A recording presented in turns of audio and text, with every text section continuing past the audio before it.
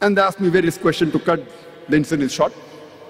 When I went through the customs, they opened my bag and they found my video cassette, Jihad and Terrorism.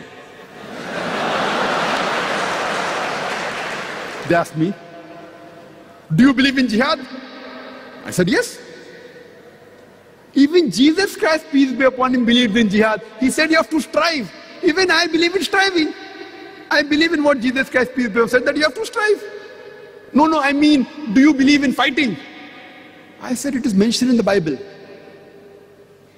In the book of Exodus, chapter number 22, you have to fight. It's mentioned in the Bible. In the book of Exodus, chapter number 32, you have to fight. In the book of Numbers, chapter number 31, you have to fight. Jesus Christ, peace be upon him, says in the Gospel of Luke, chapter number 22, that take the sword and fight. But then that custom officer, being a Christian, no, but that's in self-defense. I said, that's what even I fight for, self-defense. They told me, sir, can I ask you one more question? I said, no problem. I just told my host that, I'm just doing dawah in the immigration, don't bother. I, as a da'i should not get scared of truth. I started my talk by quoting the verse of the Quran from Surah Isra, chapter number 17, verse number 81. وَقُلْ جَعَلْ حَقْ وَزَاقَ الْبَاطِلِ إِنَّ الْبَاطِلَ كَانَ زَهُوقًا. When truth is hurled against falsehood, falsehood perishes. For falsehood, it's by its nature bound to perish. And Alhamdulillah, after 9/11, everything has become strict, visas have become strict, but Alhamdulillah, I have traveled after 9/11 to USA, to Canada, to UK, to Australia, to Malaysia, to Singapore, and I've got 10 years visa of USA, 5 years visa of UK, Canada 2 years visa, Alhamdulillah, summa Alhamdulillah. Yet I do not mince my words, I'm very clear. When I go for lectures, I say I'm come for lectures. When I go for spreading truth, I say I've come for spreading the truth.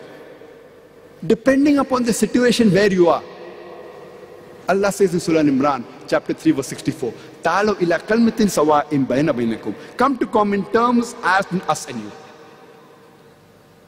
Many of you may be aware of the situation in India. It's not easy to do dawah, especially the city where I come from, Bombay.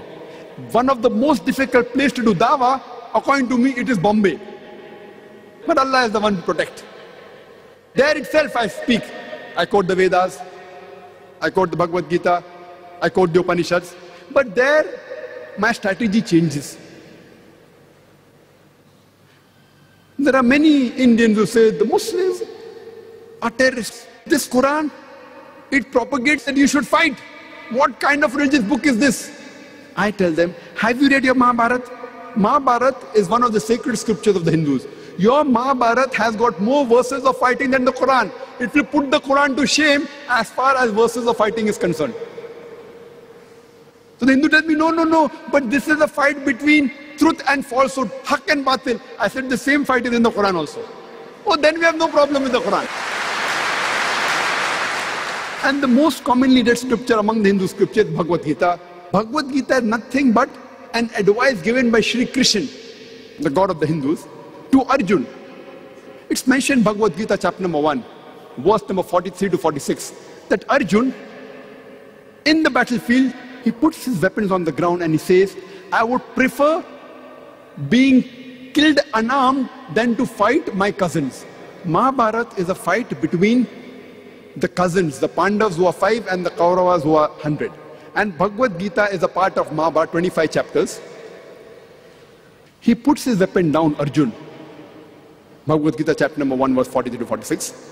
And he says, I would prefer being killed unarmed than fight my cousins. Immediately few verses after, chapter number 2, verse number 2, Shri Krishna says, Oh Arjun, how could such impure thoughts come in your mind?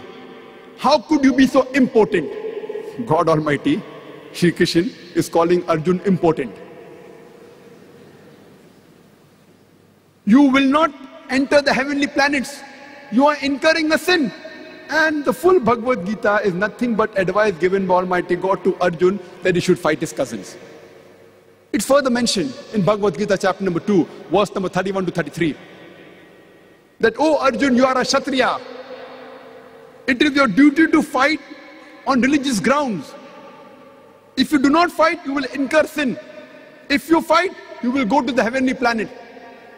And blessed are those Kshatriya who get an opportunity to fight. Imagine if I tell the Hindu, your Almighty God, Shri Krishna, is forcing Arjun to kill his cousins, it will be devilish.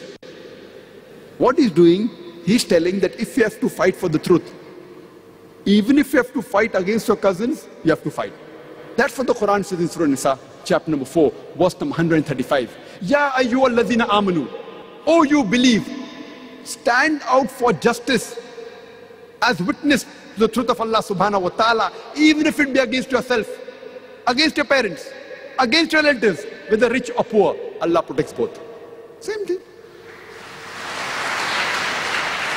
And very often, a common hadith is quoted to malign Islam. Hadith of Sahih Bukhari, volume number 4, in the book of Jihad, chapter number 2, hadith number 45. And the critics they quote, your Prophet Muhammad, peace be upon him, he said that if a mujahid is killed in the battlefield, he will go to heaven. If he comes back alive, he gets the wealth of this world. And even the critics of India, like Arun Shuri, they quote this hadith against Islam. I tell them, haven't you read the Bhagavad Gita? Bhagavad Gita says in chapter number 2, verse number 37, Shri Krishna, the god of the Hindu, he is telling Arjun that, oh Arjun, go and fight. If you are killed, you will go to the heavenly planets, you will go to Swarg, you will go to heaven, to paradise. If you come back alive, you will get the booty of this war. Verbatim translation of Sahih Bukhari. Verbatim. I tell these Hindus that haven't you read your own scripture, you want to take out false in the Quran and the Hadith? Based on the guidance given by Allah subhanahu wa ta'ala. Ta'alaw ila kalmatin sawa'im bayna baynakum. Come to common terms as us and you. So we Muslims should know how to do dawah, how to convey the message, how to turn the tables over. As I told you earlier, I was in UK, and they say about Muslims, oh, suicide bombing, Muslims are killing innocent people. There's a book written by an associate professor in political science in the University of Chicago by the name of Robert Pape. He writes a book by the title Dying to Win. He's supposed to be one of the best experts in suicide bombing, in suicide terrorism. Number 1 in USA, Robert Pape. The book is Dying to Win. He writes in his book that suicide bombing was alien to Islam. If you read the history of Islam, the Quran and the Hadith, do you find any suicide bombing there? No. The first people who got involved in suicide bombing were the Tamil Tigers. Later on, it was the Marxist-Leninists. And Robert Pape writes that in Iraq, before the Americans came to Iraq, there was no suicide bombing. After the Americans came, then suicide bombing came. Not a Muslim, a non-Muslim, a Christian, an American who's supposed to be an expert on suicide bombing, Robert Pape. And you can give talks on the books written by Americans and non-Muslims. We should know how to convey the message of Haqq. In UK we know they have a problem of IRA. Fine? It is nothing but Catholic terrorism. But do they label it as Catholic terrorism? No. Why?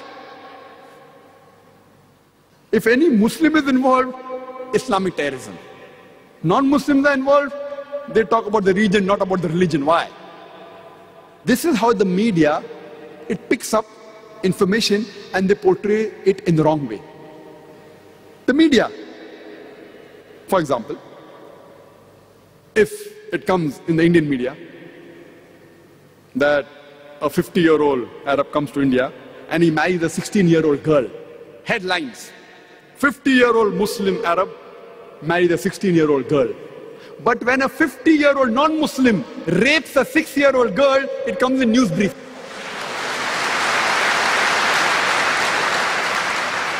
I mean, that human being is taking permission of the parents, marrying with permission, giving her due rights.